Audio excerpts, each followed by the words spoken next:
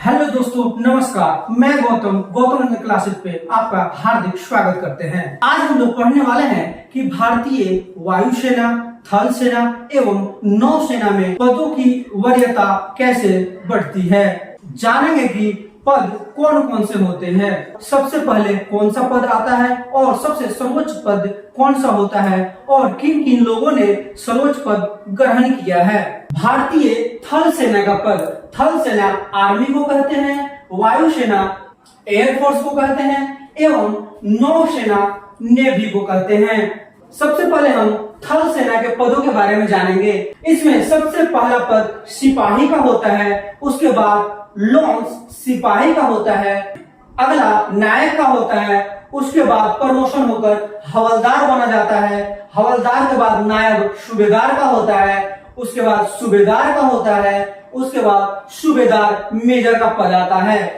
सूबेदार मेजर के पद के बाद अधिकारी यानी कि अफसर का पद शुरू होता है, जिसमें सबसे पहला पद लेफ्टिनेंट का आता है, जो सबसे पहले के.एम. करियप्पा साहब ने 15 जनवरी 1949 ईस्वी को पद ग्रहण किए थे।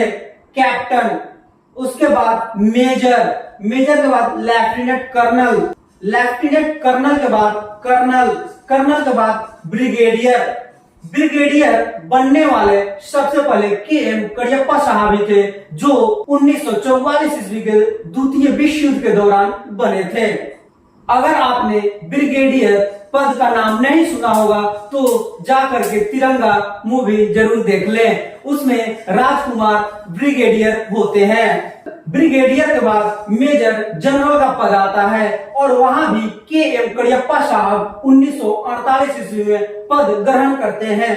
Next lieutenant general, lieutenant general के बाद जनरल का पद आता है, जो थल सेना प्रमुख होता है। सबसे पहले थल सेना प्रमुख के.एम. करियप्पा साहब बनते हैं, जो 15 जनवरी 1949 ईस्वी को बनते हैं। और सबसे लास्ट में अभी जो 30वें नंबर पे उपेंद्र द्विवेदी बने हैं, जो वर्तमान में अभी थल सेना के प्रमुख हैं। अब जानते हैं थल सेना में सर्वोच्च पद कौन सा होता है। फील्ड मार्शल, इसमें कंधे पे 5 स्टार होते हैं और फील्ड मार्शल का पद 2 व्यक्तियों को आज तक मिला है, जिसमें पहला नाम सैम मानेकशॉ का है, जो 1973 ईस्वी में दी जाती है। ये इसलिए दिया जाता है क्योंकि 1971 ईस्वी में इंडिया पाकिस्तान के युद्ध का नेतृत्व इन्होंने ही किया था। दूसरा के.एम. करियप्पा साहब को मिलता है, वह 15 जनवरी 1986 ईस्वी को मिलता है। इसी कारण 15 जनवरी को हम थल सेना दिवस मनाते हैं। अब आते हैं भारतीय वायुसेना के पद की तरफ, यानी कि एयरफोर्स।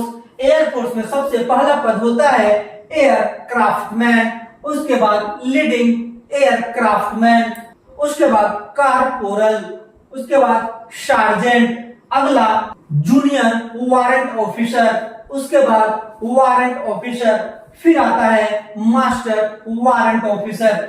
इसके बाद अधिकारी यानी कि अफसर का पद शुरू होता है, तो उसमें सबसे पहला पद आता है फ्लाइंग ऑफिसर, उसके बाद फ्लाइट लेफ्टिनेंट, उसके बाद स्क्वाड्रन लीडर के बाद विंग कमांडर का नाम आता है। विंग कमांडर के बारे में आपने जरूर सुना होगा, क्योंकि अभी जो भारत पाकिस्तान का युद्ध हुआ था उसमें विंग कमांडर अभिनंदन के बारे में सुना ही होगा, जिसे पाकिस्तान ने पकड़ लिया था।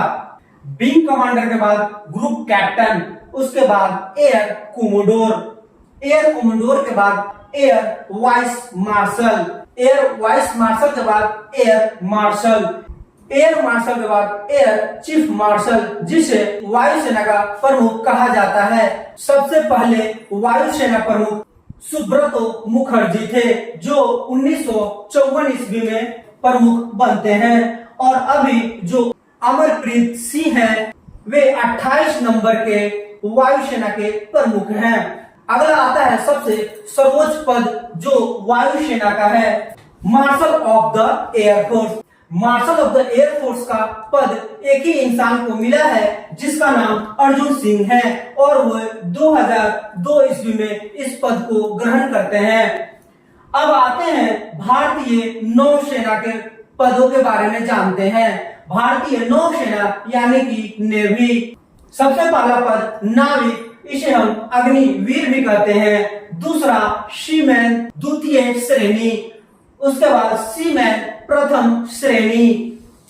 अगला लीडिंग सीमैन। अगला पेटी ऑफिसर। उसके बाद आता है चीफ पेटी ऑफिसर। चीफ पेटी ऑफिसर के बाद मास्टर चीफ पेटी ऑफिसर द्वितीय। अगला मास्टर चीफ पेटी ऑफिसर प्रथम। अब यहाँ से अधिकारी यानी कि अफसर का पद शुरू होता है। सबसे पहला अफसर का पद सब लेफ्टिनेंट होता है। सब लेफ्टिनेंट के बाद लेफ्टिनेंट होता है। उसके बाद लेफ्टिनेंट कमांडर होता है। उसके बाद कमांडर होता है। कमांडर के बाद कैप्टन का पद आता है। कैप्टन के बाद कोमोडोर का पद आता है।